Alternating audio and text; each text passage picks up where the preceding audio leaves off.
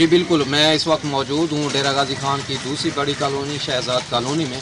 یہاں پر 15 سال سے سیوریج کا نظام درم برہم ہو چکا ہے اور سیوریج کا پانی گھروں کے اندر داخل ہو چکا ہے۔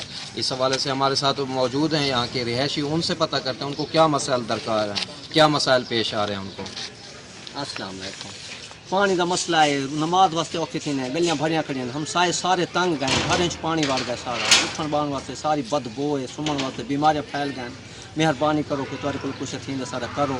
نماز واسطے اوکھے تھی نے، بال سکول بھی اوکھے تھی نے، کافی سارے بندے ہیں آج سے، اللہ کی رحمت ہے، اللہ پاک رحمت کرے۔ جی اس حوالے سے ہمارے ساتھ یہاں کی ایک رہائشی ہیں ہمارے ساتھ کھڑی ہیں خواتین، ان سے پتہ کرتے ہیں ان کو کیا مسئلے پیش ہیں، سیوریج کے حوالے سے کیا مشکلات ہیں۔ جی اماں جی بتائیے گا۔ السلام علیکم۔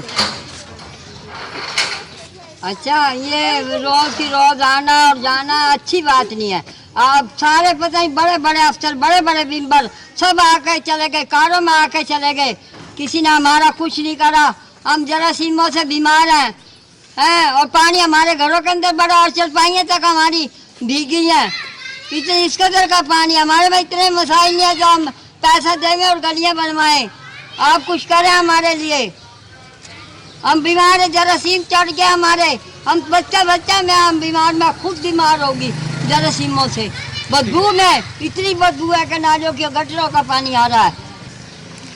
جی بالکل، جس طرح یہ اماں جی فرما رہی تھی، آپ میرے پیچھے دیکھ رہے ہوں گے، میرا کیمرہ مین آپ کو دکھا رہا ہے کہ سیوریج کا پانی اتنا جمع ہو چکا ہے، اور یہاں کے مقامی لوگوں کا کہنا ہے کہ آج سے 3 سال پہلے انہی پلاٹوں کے اندر جو پانی جمع ہے، بچہ گر کے جام بحق ہو گیا تھا۔